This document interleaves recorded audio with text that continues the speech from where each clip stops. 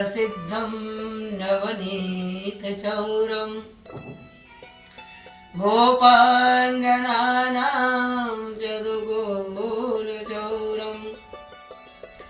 अनेकजन्मार्जितपापचौरं चौराग्रगण्यं पुरुषं नमामि।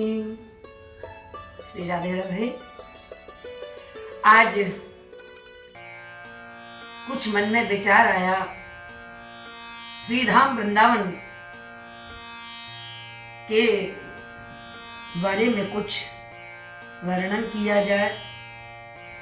यद्यपि श्री धाम वृंदावन शाब्दिक श्रृंगार से बहुत दूर है, लेकिन भावनात्मक से ओतप्रोत होकर के भगवान श्री कृष्ण का प्रिय स्थान। यद्यपि भगवान श्री कृष्ण का संपूर्ण विश्व प्रिय है, तथापि ब्रज 84 कोस, जितना भी ब्रज 84 कोस के अंतर्गत क्षेत्र आते हैं, भगवान के अत्यंत प्रिय हैं। और उसमें यदि ब्रज 84 कोस के प्राण यदि कहूं तो कोई अतिशयोक्ति न हो, श्रीधाम वृंदावन है। अरे मेरे भगवान स्वयं कहते हैं, वृंदावन मुझे प्राणों से ज्यादा प्रिय है। भक्त लोगों की तो पराकाष्ठा है जिस निष्ठा की। भक्त लोग अनन्य उपासक वृंदावन के कहते हैं, रे मन वृंदा विपिन निहार, यद्यपि मिले कोट चिंतामणि तदपि नहात पसार। यहां तक कि समझ गए होंगे आप, शरणागत भक्त कहते हैं कि यदि कोटान कोट चिंतामणि बाहर जाने पर आपको मिल जाए, तो भी आपको अपने हाथ और अपनी झोली नहीं फैलानी चाहिए। सिर्फ केवल वास्तविक मूल धन क्या है, उन समर्पण भक्तों का श्रीधाम वृंदावन ही मूल संपत्ति है। और तो और गजब तो तब हुआ जब आगे की कड़ी में भक्तों ने कह दिया, विपिन राज सीमा के बाहर हरिहु ऊन निहार। क्या गजब है। भगवान आके बोले, बाईं तरफ आए और भगवान बाईं तरफ आके खड़े हो गए। देखो भक्त में आ गया। श्रीधाम वृंदावन की बात करूं मैं, श्रीधाम वृंदावन की सीमा की बात करूं मैं, परिक्रमा मार्ग की बात करूं मैं। बाईं तरफ आके बोले, देखो मैं भक्त आ गया। भक्त कहते हैं, परिक्रमा लगाने वाले भक्त कहते हैं, समर्पित भक्त कहते हैं, वृंदावन के अनन्य उपासक कहते हैं, क्षमा करना प्रभु, आप वृंदावन की सीमा के बाहर हो। विपिन राज माने वृंदावन, विपिन माने वन, जंगल, वन, और जितने भी वन हैं सब वनों के राजा वृंदावन हैं, इसलिए वहां पर आया विपिन राज। विपिन राज सीमा के बाहर, विपिन राज माने वृंदावन के बाहर यदि भगवान भी खड़े हों, हरिहु पूर्ण निहार। भगवान को भी कह दो, भगवान दाहिनी ओर आ जाओ, वृंदावन की ओर आ जाओ, वृंदावन में आ जाओ। हम आपको हृदय से लगाने के लिए तड़प रहे हैं, आपके चरणों से लिपटने के लिए तड़प रहे हैं, आपके दर्शनों के लिए हम लालायित हैं।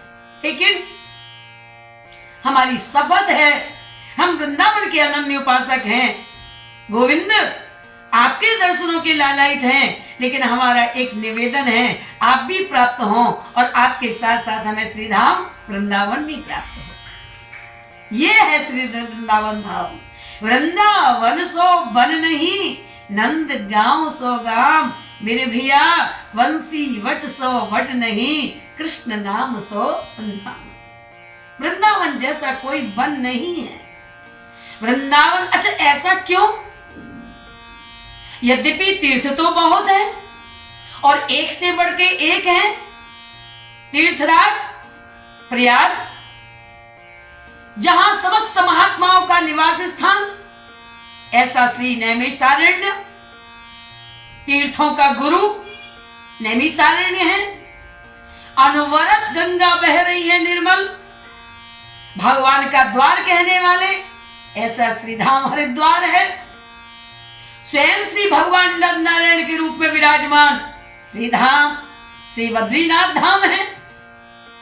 एक से एक बढ़ के भूमंडल पर भारत में तीर्थ हैं, लेकिन वृंदावन तो यदि अतिशयोक्ति न माने सुनने वाले क्षमा करें, आपको मैं विश्वास दिलाऊं, श्रीधाम वृंदावन धाम है, ये तीर्थ में कम आता है, धाम में ज्यादा आता है। और धाम, धाम माने घर, धाम माने निजी स्थान।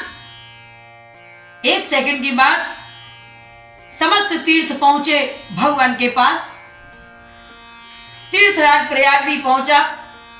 प्रयागराज ने प्रभु से निवेदन किया, प्रभु आपसे एक निवेदन करने आया हूं, बोलो ना तीर्थराज, क्या कहना चाहते हो?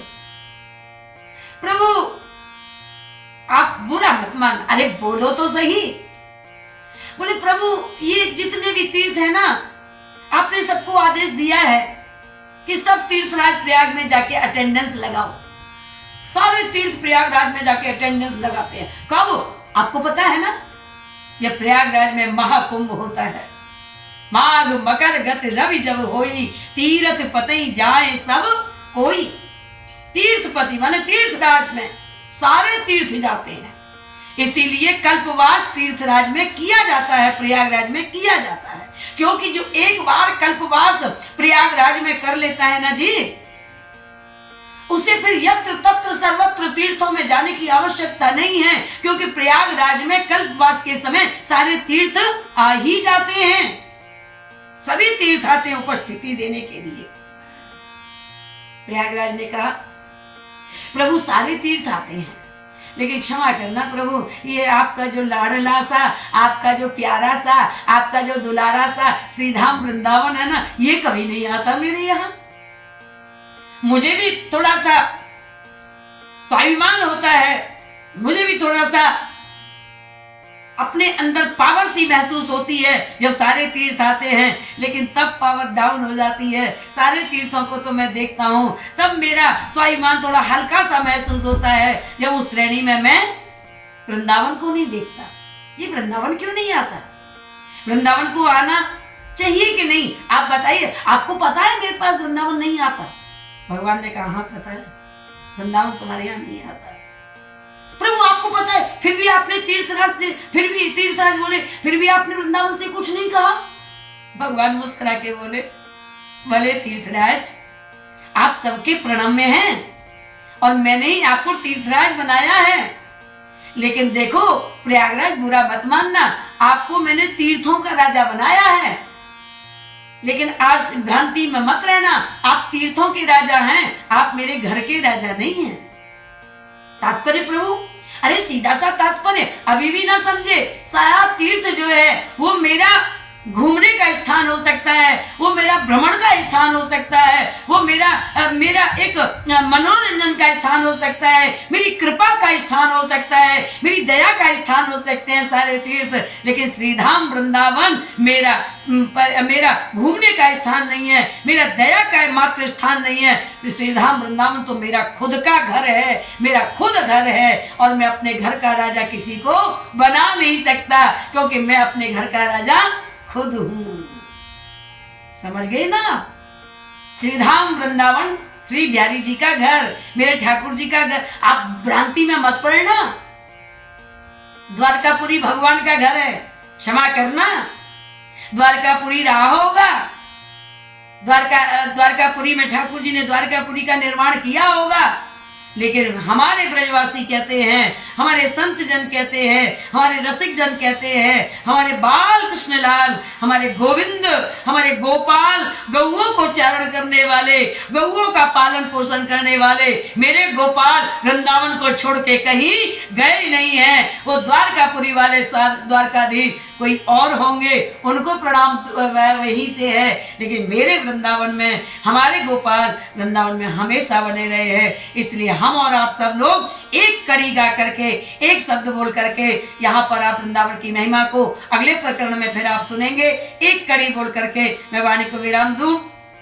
बहुत सुंदर है वृंदावन, कैसा है एक बात बताऊं, वृंदावन कैसा है आप इसी में सब समझ जाना।